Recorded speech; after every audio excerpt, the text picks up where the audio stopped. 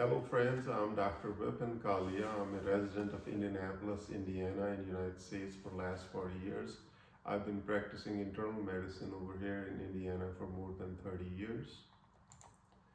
Question I've always wondered is why did we all leave India? There was no religious or political persecution going on. India is the holy land that gave rise to Vedic civilization in all its manifestations. The reality is we were born into the graveyard of the Vedic civilization. The Vedic civilization had been looted, plundered for over 1300 years, and over the last 500 years, the Europeans that came stole about $45 trillion and they did a damage of about $500 trillion.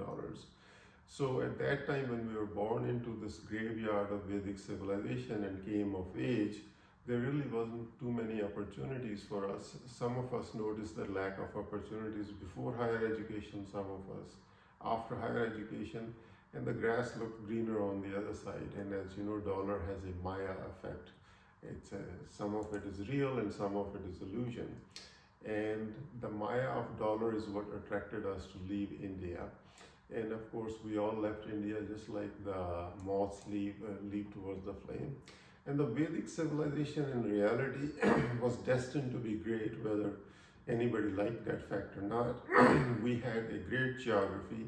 On three sides of India, we had oceans that were feeding crops laden with abundant moisture, and those clouds were trapped by the mountain ranges or Himalayas up north, and all that rain fell in the form of either glaciers on the mountain tops or abundant rivers were fed like Ganga and Jamuna. And of course, with those abundant moisture came abundant crops, bumper crops, and our bellies were full. And then we were free to pursue other pursuits, things like math, physics, science, chemistry, biology, medicine, and then we excelled in all those fields over the last 3,000 years. And there were sophisticated concepts developed in neuroscience to harness the destructive power of the brain, and those were all developed by our rishis. The wealth that India created with all those fields like mining, metallurgy, and so on and so forth, invited thieves, luteras, lowlifes, invaders, murderers, and genocides were committed on our holy lands over the last 1300 years. In the last 75 years, when we came of age, there really were not opportunities that we felt they were consistent with our talents, so we all left India. And then, of course, once we left India, we succeeded beyond our imagination. My estimate is that there are about 40 million Indians who have left India in all parts of the world, including Africa, Middle East, Europe, North America, South America, Australia, New Zealand. And my estimate is we have a collective wealth of about $20 trillion worldwide. And in North America itself, in the United States, we have probably a collective wealth of about $2 to $3 trillion. And the good part is that along with those sophisticated concepts that we were raised in Vedic civilization, we also took some sophisticated concepts from the Vedic civilization. So we created a lot of wealth, but we also took those complex concepts with us and have distributed them all over the world. And the beautiful part, as you can see in this picture, is not only did we come and create dollars, but we succeeded in all kinds of fields. And this is a sight that brings joy to all of us. When we see Prime Minister Modi experiencing a huge amount of hospitality from the White House, and the White House is trying to channel business towards India and brings the Fortune 500 company CEOs, and in that mix are sitting people like Sundar Pichai from Google and also Satya Nadella from Microsoft. So that's the kind of thing that brings joy to us in the Vedic civilization. And people like Rishi Sunak, who also draw their roots to India, are already in 10 Downing Street, and Kamala Harris, Nikki Haley, Vivek Ramaswamy are hovering around the White House. And all of these are neither an accident nor a coincidence. This is a sophistication that we brought with us that has helped us raise to those huge successes. And our material success came from our competitive spirit, but as our rishis have already predicted that those material successes also breed ahankar and ego, and that's where the downside of Maya comes. Remember, cooperative spirit is what built the Vedic civilization, and the competitive spirit is really opposite of that. And the problem with that is that Maya and dollar and ahankar and ego is the dollar doesn't really guarantee full dignity in all phases of life at any age. Soon the limitations of Maya and the dollar begin to become more obvious in terms of child care, and we'll have links for child care abuse when you hire somebody based on dollars. And the same thing also happens with the limitations of Maya dollar in terms of elder care, and we'll also have those links listed over here for you. And the NCBI website very clearly limits those. And the problem happens is with the dollar, you can never guarantee that your loved ones would have 100% dignified child care, elder care, and then all other phases of life. And that's where the limitation of the dollar becomes obvious. So our solution was that we'll build a first Western Vedic city where 100% human dignity would be guaranteed for all in all phases of life, including childhood, elder care, and during crisis in life. And this is just a rough drawing of what the Vedic city would look. This is just like any other neighborhood. There are houses, there will be houses of different sizes and so on and so forth. And then along with that, we'll have communities for 55 and plus older, and as you can see, this is no different than any other community. The good point would be people who are 55 and plus and older than that, who want to live independently in a community and socialize with each other, that those features would be available right here. And then of course we would have elder care facilities, and this is just a composite image of something that's already built in Bangalore, India,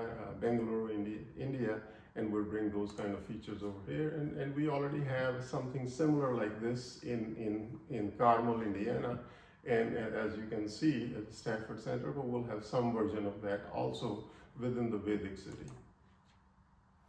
And then of course we're going to have visitors come to us from all phases and facets of life, so we'll have dorm facilities for them in the first Vedic city.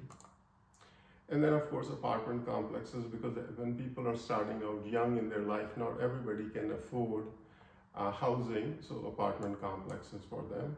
And then of course we need religious places, and this is just a copy of an Iskcon temple in New Jersey, and some version of this temple would be there in the Vedic city also. But some might say, oh, I don't like the Iskcon temple, I want a different kind of temple. By all means, here's an example of Swaminarayan temple. And then of course inside the temple facilities will have features like a boutique shop, features again showing boutique shop, our own restaurants like Govinda restaurant, and then our own medical clinic, and all these things would be available within a walkable distance. So in case you have run into life situation where you can't drive, you can just walk over there. We'll have our own dental clinics. And then of course we need grocery shopping, and at least in the United States we have a wonderful franchise like Tail Brothers. We'll try to bring them as well. And our own dining halls and our community halls where you can socialize with your friends and share meals and have a great experience. And then of course things like banquet halls and movie theaters and those kind of things. And this is just another picture of a heavenly palace from Ludhiana, India. That's essentially an elder care facility, and something like that would be here also. And you can see we're all socializing over here within people of Vedic civilization, and those kind of scenes would be common in the Western Vedic city. And again, just demonstration of the same concept again. And just another auditorium for all kinds of functions that would be going on in Vedic civilization. Then along with that, you also want a nature reserve where you can go in tranquility and peace of the nature, and we'll have those features in the first Western Vedic city as well. Benches just for people to get together and socialize in the first Western Vedic city. Some of us just want to sit down and play cards with our friends. Right now it's difficult for all of us being scattered all over the all over the central Indiana to find people who you can find with similar interests over there. That wouldn't be a problem. If you enjoy playing carom board with each other, by all means, we'll have those facilities as well. Some of us like to sing songs in a karaoke, then we'll have those facilities as well. Some like to play bingo, by all means, we'll have bingo halls over there as well. Some people just want to watch some Bollywood movies, we'll have a movie theater over there as well. Some of us like playing cricket, so we'll have fields for the cricket playing as well. Some of us like to play soccer, and then we'll have soccer fields as well. Some of us like playing tennis, we'll have tennis fields over there as well. Some might say, I don't like this temple, that temple, I want a gurdwara over there. By all means, we'll have a gurdwara there as well.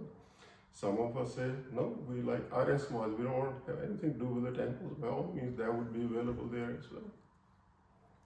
And then some of us like to sing Mata Diya Penta, and then there would be a Vaishno Devi Mandir look-alike with Mata the Mandir, and then those of us who like to sing songs, that would be available there.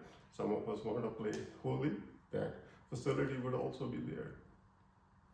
And then some of us just like to sing bhajans during Janmashtami, again within walkable distance, all that facility would be there as well.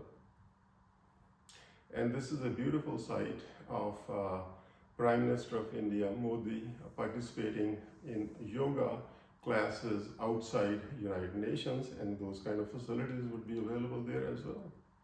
And again, yoga studios, meditation halls, Patanjali Hall.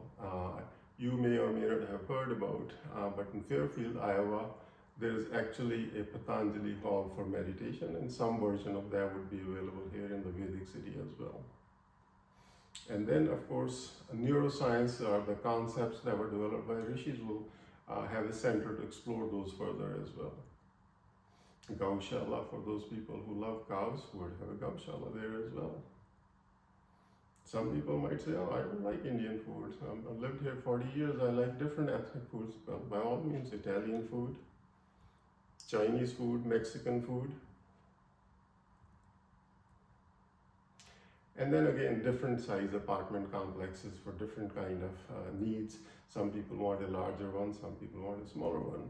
The other problem we all know is we have ethnic foods that we all love, and the ethnic foods have smells that we are all very comfortable with, but those smells get into our clothes, so we end up putting cooking ranges, etc., and cooking areas in the garage. Of course, then we don't have a place to park, and it becomes a huge hassle.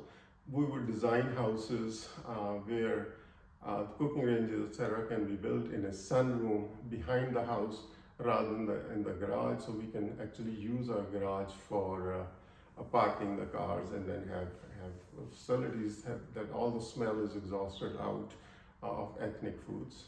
And then, of course, you want a fitness and a gym place for exercising, and would have those facilities as well. And then, of course, houses with proper ventilation when you cook spicy food in closed spaces. Of course, you need swimming pools, indoor and outdoor, for exercises and those things, and those also would be part of the first Western Vedic city. And then long-term goals are things like Global Peace Center as well. And then we also want to spend some of our energy trying to minimize the violence. For example, these are pictures from Uvalde shooting, as you know. So not only do we have to create a peaceful place for ourselves, but also for our indigenously born neighbors to minimize violence. And then, of course, you need places like a beauty shop, Indian boutique shop, and would have those as well. And then, of course, men need barbers, we'll have those as well. And then question one has to ask is, how do you build a cooperative spirit? And we'll explain this in much more detail in a detailed video next. And then the beautiful part of this would be everything would be within a walkable distance. If you can't drive, or you don't have a driver license, or you're new from India, when you're living over there, you can walk and you can access all those previously shown commercial places as we showed you. And if you can't walk, you want to hop in a golf cart, they'll be all drivable, but since they're all in a part of a neighborhood. And then there are other necessities we also need. A lot of us do banking in India. We'll try to bring a branch of State Bank of India over here. Now, of course, when we have so many people together, some of us are going to have guests for whom we're going to need housing, so we'll bring motels or hotels like Holiday Inn Express over there as well. And then some of us are going to say, well, we want a larger house in the neighborhood, like an estate, and we'll have those facilities over there as well. And some of us probably like to get together, especially in an elder care facility, sing bhajans in the evening before dinner. Those facilities would be there as well. And try going into an American nursing home and asking for dal and roti over there and see how much success you have. But all these things will be taken care of in the first Western Vedic city. And of course, playgrounds for children, more playground areas. And then of course, large park areas where people can enjoy the indoors and outdoors. Banquet halls. And please click, if you like all the features we have shown you and you would like to join us in the first Western Vedic city in this venture, please write your comments and feedback on this project. And if you're interested to engage with us, please share your contact details at the link below and that will be provided to you. And thank you very much for listening to this video. Thanks. Bye-bye.